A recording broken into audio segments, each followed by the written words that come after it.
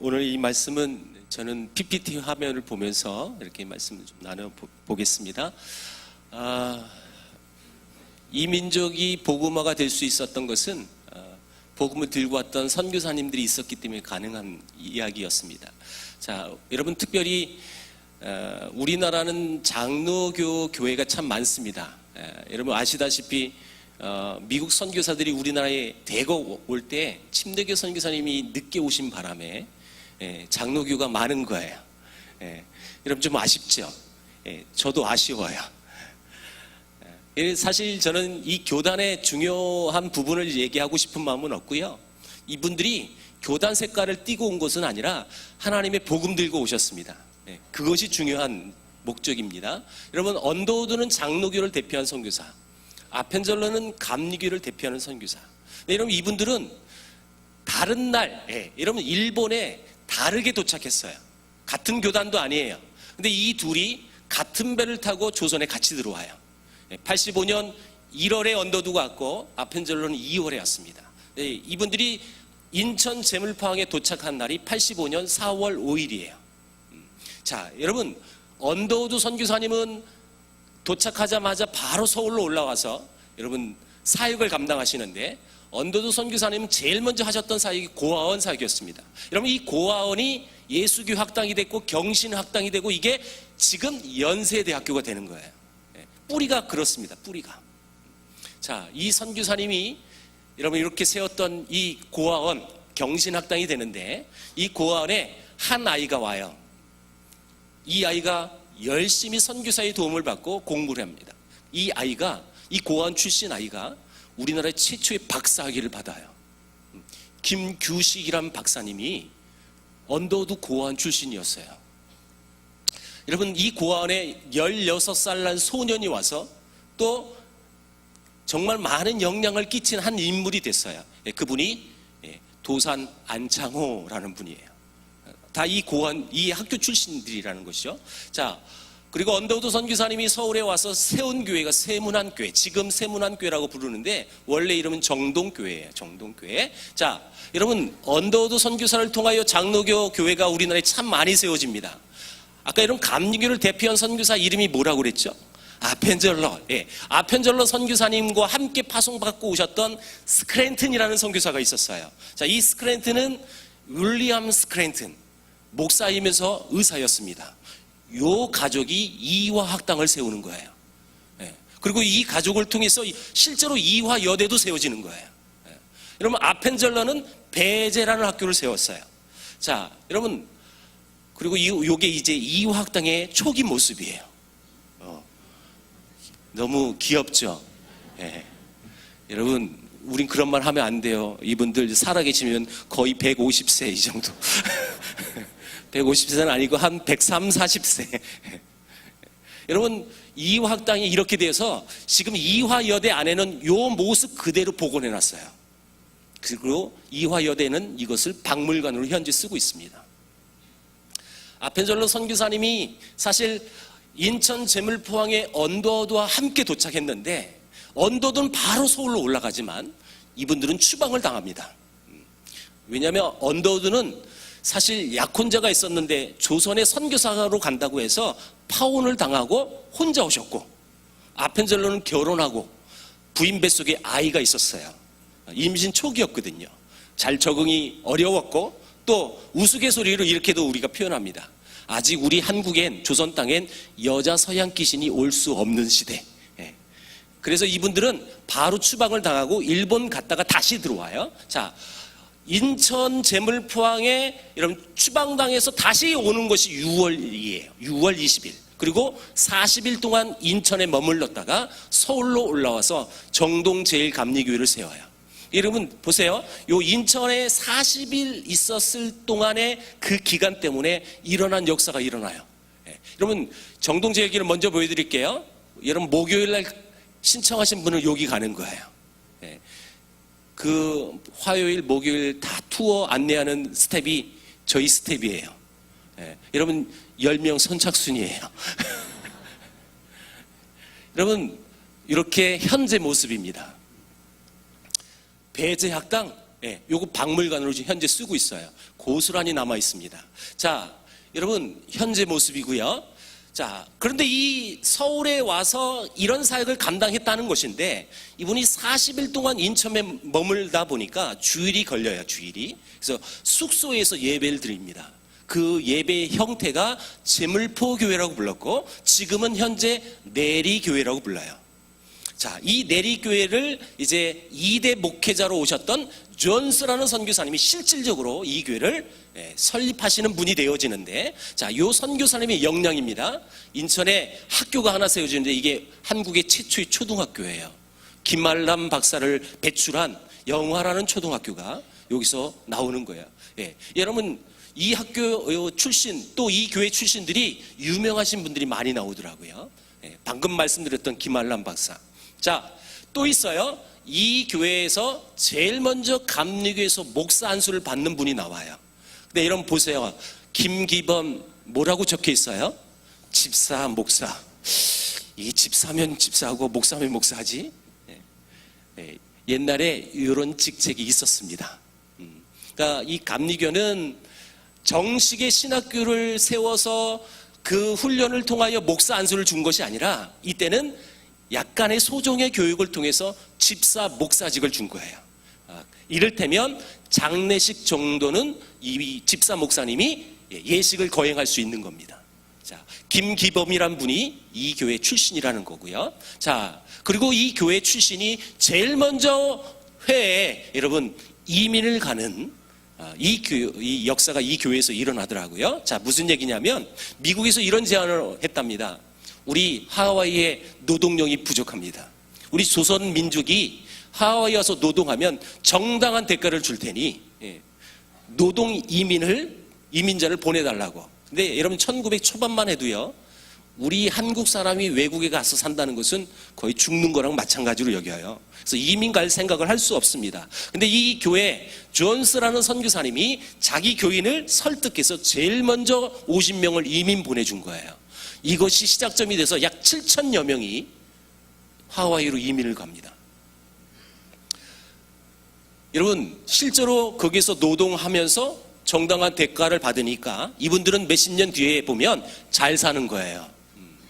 근데 여러분 약 50년이 지났는데 이민 가신 분들이 인천 출신들이 참 많으셨어요. 자, 이 인천 출신들이 50년 뒤에 인천의 소식을 듣습니다. 한국 전쟁 이후에 또 인천 상륙작전 하면서 엄청나게 폭격 맞았고 폐허가 된 겁니다. 이 인천 땅이. 그래서 이 하와이에 이민 가신 분들이 성금을 모금하기 시작했어요. 제가 이 선교대에 큰 타이틀을 하나 듣고 왔어요. 차량 구입한다고. 저는 사실 어떤 헌금을 유도하고 그런 사역자는 절대 아닙니다. 저는 그런 메시지를 한 번도 해본 적은 없어요. 예, 귀 있는 자는 들으세요. 자, 요 하와이에 이민 가신 분들이 자기 고향 땅을 위하여 성금을 모금해서 인천에 여러분 성금을 보내줬어요. 그리고 그 헌금으로 학교가 세워집니다. 여러분 그 학교 이름을 맞춰주십시오. 제가 퀴즈를 냅니다. 인천에서 받았고요, 하와이에서 보내줬어요. 어떻게 하셨어요? 예. 인하대학교가 그래서 세워집니다. 여러분 여러분 하나의 작은 성금이 사실 여러분 지금 따져보면 그 헌금이 그렇게 크진 않았을 것입니다. 근데 그 작은 성금이 모여져서 지금 한 대학교가 이루어진다는 거죠. 이게 지금 인하대학교입니다. 이 존스 선교사님이 사역했던 이 내리교회에 전도 프로그램이 있었습니다. 여러분 오늘날은 우리 한국교회에서는 해서는 안 되는 문화가 됐는데 지금은 이 교회가 전도하기 위해서 무슨 프로그램을 만들었느냐면 개 모임을 했대요. 근데 그 개 모임을 언제 할까요? 주일날. 어디서 모일까요? 교회에서. 그래서 믿지 않는 사람들도 교회에 오게끔 만들라고. 근데 여러분 이 안에도 그 상처가 있는 분들이 반드시 있을 것입니다. 개 모이면 항상 깨지게 돼 있어요. 개주가 돈 들고 튀거든요. 실제로 이 교회가 여러분 돈 들고 튀었어요. 걔가 파기가 된 겁니다. 50명 중에 2명 남고 다 떠났답니다, 교회를. 그 2명 중에 한 분을 소개하겠습니다. 이승환이라는 성도였는데 이분은 그나마 신앙이 있었어요. 그래서 이 교회를 떠나지 않고 교회를 지킵니다. 근데 이분이 신앙이 있었음에도 불구하고 세례를 받지 않았대요. 이유가 2가지였습니다. 첫 번째는 이분 고향이 강화도입니다. 강화도에 모친이 살아 계시는데 아직 어머니보다 내가 먼저 세례를 받기는 이것은 불효다라는 개념 속에 세례를 안 받은 거예요. 받아도 되는데. 2번째 이유는 궁극적인 이유였어요. 그것은 자기 직업이었습니다. 이분 직업은 주막을 운영하고 있었어요. 그래서 양심상 내가 하나님 앞에 세례를 받을 수 없다. 그래서 이분이 결국 얼마 뒤에 주막집을 정리하고 고향 강화도 가서 어머니에게 복음 전했고 어머니가 예수 믿기로 결정해서 세례를 받기로 결정합니다. 그럼 자기가 줄 수 없잖아요. 그래서 이 존스 선교사님에게 연락해서 인천에서 배 타고 이분이 오게 만들었어요. 자, 이 강화도에서 처음 예수 믿은 사람이 세례 받겠다고 선교사가 오셨는데 그 이승환이라는 사람이 살고 있었던 그 마을에 양반이 하나 있었어요. 김상임이라는 양반이 이 소식을 듣고 선교사를 이 땅에 들어오지 못하도록 막아버립니다. 이렇게 협박했대요. 네가 만약에 들어오면 요놈의 집은 우리가 불태워버리겠다. 그래서 실제로 존스라는 선교사님이 못 들어오셨어요. 그러니까 어떻게 하느냐, 이승환은 어머니를 얻고 그 먼 갯벌을 건너가서 배 위에서 세례를 받습니다. 그래서 이것이 강화도의 최초의 세례했던 모습이에요. 제가 한 2년 전에 감리교 교회들이 모여서 하는 수련회 강사로 강의를 하러 갔는데, 그러니까 중고등학생들이에요, 수련회 때. 그래서 감리교 교회 아이들이 모였으니까 감리교 얘기를 많이 할 수밖에 없겠죠. 그래서 요 얘기를 했어요. 요 사진도 보여줬어요. 그랬더니 중학생들이 다 비웃었어요, 나한테. 그 옛날 전깃줄이 어떻게 있냐고. 중학생들의 포인트는 너무 달라요. 아까 목사님 중등에 자녀가 있다고 그랬는데 정말 저희 아이들은 다 커서 다 대학생 이상이거든요. 그래서 그 경험을 겪어봐서 알아요. 우리 선교계에서는 중2를 미전도 종족이라 불러요. 참 어려운 대상들이거든요. 이건 이런 복원한 거겠죠? 복원한 것을 찍어온 거고요. 그래서 여러분, 이런 교산교회라는 교회가 세워지는 이유를 하나 소개합니다. 김상임이라는 양반이 내가 막았는데 그 이승환이 노모를 얻고 세례를 받고 왔다는 얘기를 들었어요. 그래서 김상임의 이 마음속에 이런 마음이 들었답니다. 저놈이 믿는 그 종교가 과연 무엇일까?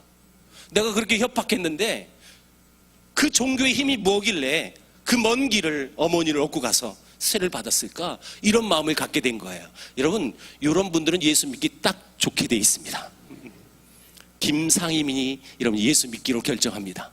그래서 이 마을이 다 복음화가 돼서 세워진 교회가 바로 교산교회라는 교회고, 여러분 그 프로그램 보니까 강화도에 다녀왔더라고요. 보니까 그 스토리 여러분들 못 가보셨잖아요. 40명밖에 안 갔다고 제가 들었거든요. 오늘 이 자리에 참석하면 간 것과 진배 없어요. 그래서 이 교산교회 때문에 강화도가 복음화가 됩니다, 여러분.